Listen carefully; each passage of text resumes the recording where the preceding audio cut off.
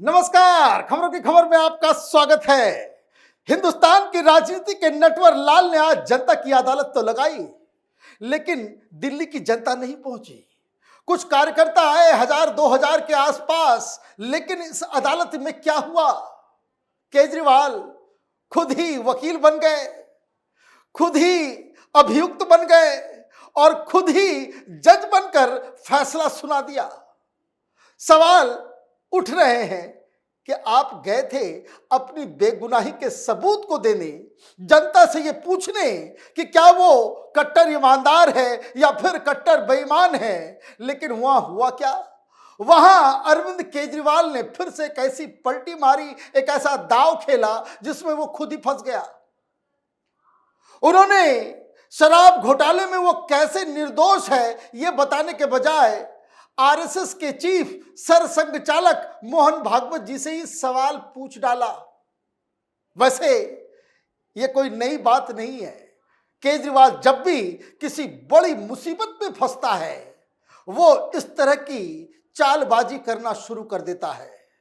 इस पे मैं आऊंगा कि वो क्या सवाल पूछे हैं, क्यों पूछे हैं और उसका पॉलिटिकल रेमिफिकेशन क्या है, उसके ऊपर तो मैं आऊंगा। लेकिन मुसीबत देखिए, आम आदमी पार्टी में किस तरीके से अरविंद केजरीवाल अपने आप को स्टैब्लिश करने के लिए इस तरह का प्रपंच रच रहे हैं। स्टेज सजा हुआ है, लेकिन वहां आतिशी जो मुख्यमंत्री बनाई गई है उसकी तस्वीर नहीं है। अकेली तस्वीर अरविंद केजरीवाल की नजर आ रही है। मुख्यमंत्री जो कठपुतली मुख्यमंत्री है, उन्होंने आप अपने बर्ताव से, अपने बिहेवियर से यह साबित कर दिया। केजरीवाल पहुंचे टाइम के 1 घंटे के बाद और मुख्यमंत्री साहिबा पहले से ही इंतजार कर रही थी, लेकिन स्टेज पे कुछ ऐसी चीजें नजर आई जिससे कई सवाल उठ रहे हैं। यह स्टेज का नजारा, इस वीडियो को देखिए। यहां आतिशी भी बैठी हुई है, यहां सौरभ भारद्वाज भी बैठे हुए हैं, मनीष सिसोदिया भी है, दुर्गेश पाठक भी है।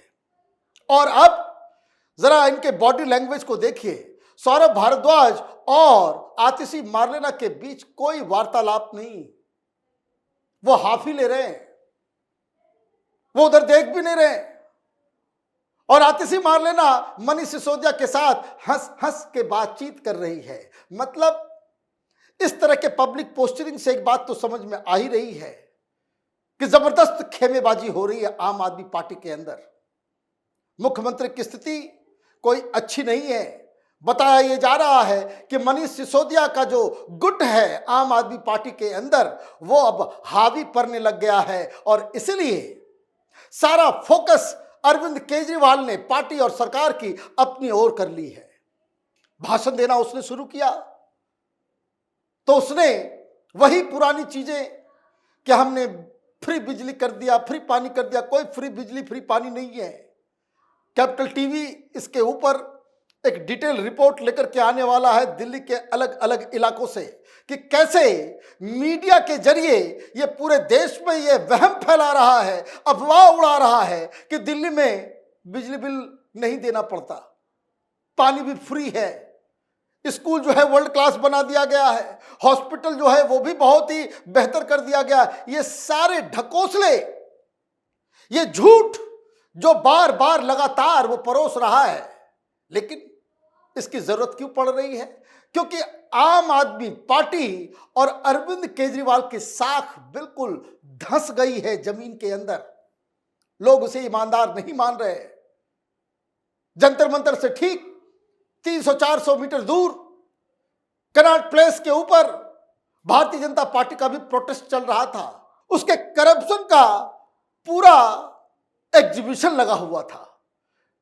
न्यूज रिपोर्ट्स की क्लिपिंग और शीश महल का मॉडल रखा हुआ था। तो कहने का मतलब यह है कि दिल्ली में अब चुनावी मोड में सारी पार्टियां आ गई हैं। कांग्रेस पार्टी केजरीवाल के खिलाफ खड़ी हुई है। हर दिन किसी न किसी का बयान आता है। तो जब चारों तरफ से आप घिर गए तो आपने वही पुराना ट्रिक खेलना शुरू कर दिया जब वो लोकसभा के चुनाव में प्रचार के लिए जब बाहर आए थे इंटरिम बेल के ऊपर। क्या कहा था उस समय, क्या अफवाह फैलाई थी कि चुनाव के बाद योगी आदित्यनाथ को मुख्यमंत्री पद से हटा दिया जाएगा। यही कहा था ना, लीजिए हट गए। नहीं, क्या हुआ, योगी आदित्यनाथ और भी ज्यादा ताकतवर बनकर वो सामने आए हैं और ऐसा ही ट्रिक इसने खेलना शुरू किया और इसने 5 सवाल पूछे राष्ट्रीय स्वयंसेवक संघ के सरसंघचालक मोहन भागवत जी से। पहला सवाल ये पूछा कि ये जो प्रधानमंत्री मोदी ईडी सीबीआई का डर दिखाकर पार्टी को तोड़कर सरकारों को गिराने का ये जो काम कर रहे हैं, क्या आप इसको उचित समझते हैं? क्या ये सही हो रहा है? ये सवाल पूछा गया। अब ये कोई बताए, तुम्हारी पार्टी तो नहीं टूटी? कर्नाटक में सरकार चल रही है कांग्रेस पार्टी की, चुनाव जीत करके आए, सरकार बनाए, वहां तो सरकार नहीं टूटी। गहलोत साहब अभी 5 साल रहे, वहां तो सरकार नहीं टूटी। हिमाचल में सरकार चल रही है, वहां तो सरकार नहीं टूटी। पंजाब में तुम्हारी सरकार चल रही है, वहां तो सरकार नहीं टूटी। लेकिन आप सरकार और पार्टी को तोड़ने और जोड़ने की कहानी से आप इसमें ईडी और सीबीआई को जोड़ रहे हो। तो आप क्या चाह रहे हो कि आप नेता हो तो ईडी सीबीआई आपके भ्रष्टाचार को नहीं पकड़े? यह कौन सा तर्क है कि हम चोरी करेंगे लेकिन हम एक पॉलिटिकल पार्टी के नेता हैं तो हमें चोरी के ऊपर ईडी और सीबीआई कोई एक्शन ना ले, हमें चोरी करने की आजादी दी जाए, ये केजरीवाल मांग कर रहे हैं और सरसंघ चालक से ये पूछ रहे हैं। भ्रष्टाचार के खिलाफ कोई भी कदम उठाया जाता है, किसी के खिलाफ उठाया जाता है, देश की जनता उसे सही मानती है। और यही वजह है कि ये सारी बातें आप उठाते रह गए दिल्ली के चुनाव में कि हमारे ऊपर हमें फंसाया गया, हमें जबरदस्ती मोदी ने जेल में डाल दिया। क्या हुआ? 7-0। लेकिन फर्क बस पिछली बार और इस बार में इतना है कि पिछली बार आप जनता को भरमाने की कोशिश कर रहे थे, जनता से ये सवाल पूछ रहे थे कि मोदी जी हमें फंसा रहे हैं, हाँ या नहीं। अब आपने टारगेट जो है वो आरएसएस की तरफ कर दिया है, आरएसएस से पूछा जा रहा है।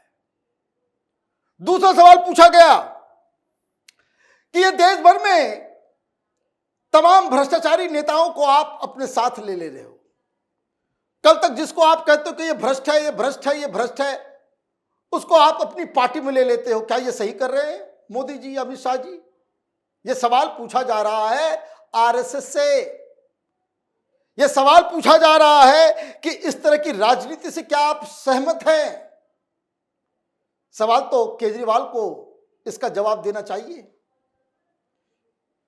कभी आपने जो मंत्रिमंडल बनाया, मुकेश सहलावत को आपने बनाया, वो आपकी पार्टी से है, आपकी पार्टी में था।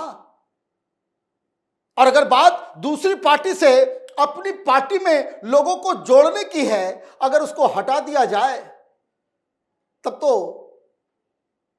आम आदमी पार्टी रहेगी नहीं, बचेगी ही नहीं। इधर उधर के लोगों को, चाहे वो पंजाब हो चाहे वो दिल्ली हो, भाई आपने ये बताया कि ये मुकेश सहलावत ये पहले बीएसपी में थे, तुम्हारे ज्यादातर लीडर वो किसी और पार्टी में थे जिसे तुमने हायर किया, लिया, तो तुम करो तो वो शुद्ध राजनीति है। और भारतीय जनता पार्टी करे तो वो बेईमानी हो गई। आप सवाल पूछ रहे हो। तीसरा सवाल पूछा कि बीजेपी तो आरएसएस की कोख से पैदा हुई है, और जब आरएसएस की कोख से पैदा हुई है तो बीजेपी पथभ्रष्ट ना हो, यह जिम्मेदारी आरएसएस की है उसे रोकने की। तो जिस तरह का काम मोदी और शाह कर रहे हैं, क्या आपने कभी उन्हें रोका कि ऐसा मत करो, देश की डेमोक्रेसी के ऊपर खतरा हो जाएगा? भाई आप तो भ्रष्टाचार विरोधी आंदोलन की कोख से पैदा हुए। किसने कहा था भ्रष्टाचार करने को?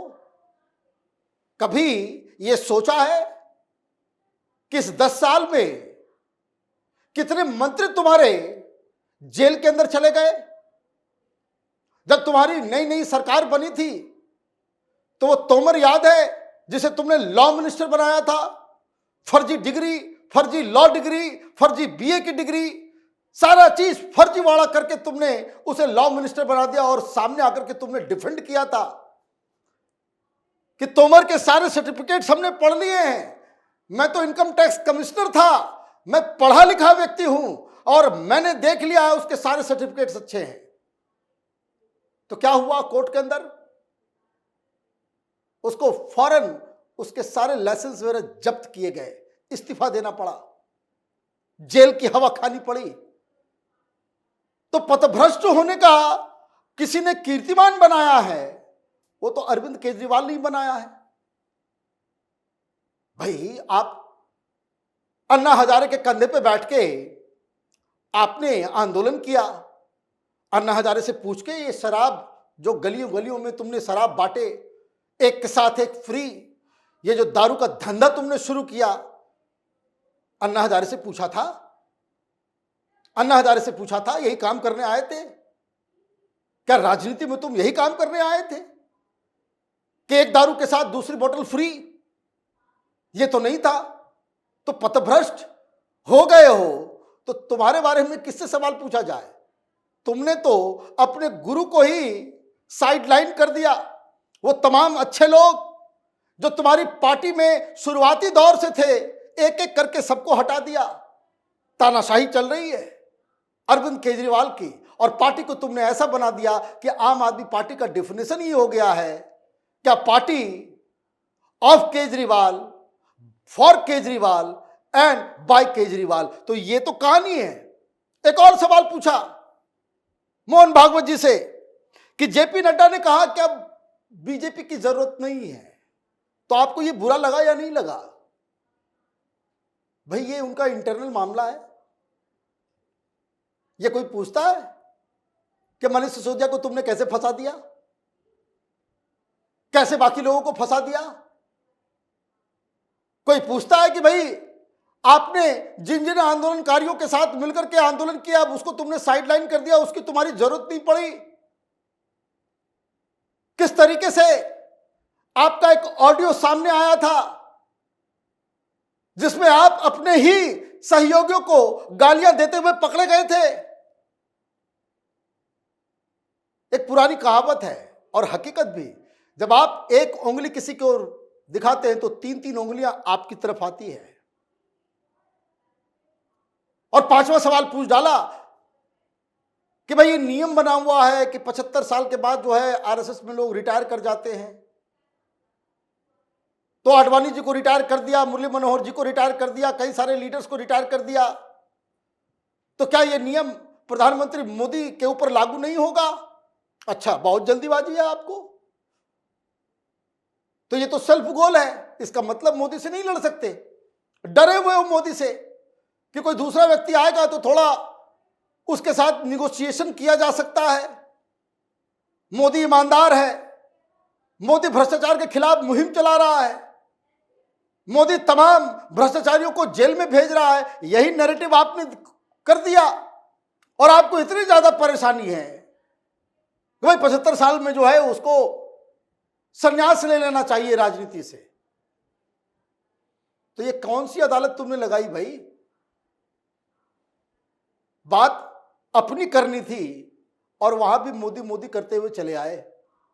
इसका मतलब साफ है कि अरविंद केजरीवाल के पास न तर्क बचा है, न सत्य उसके साथ है, न कोई साक्ष्य है, न कोई प्रमाण है।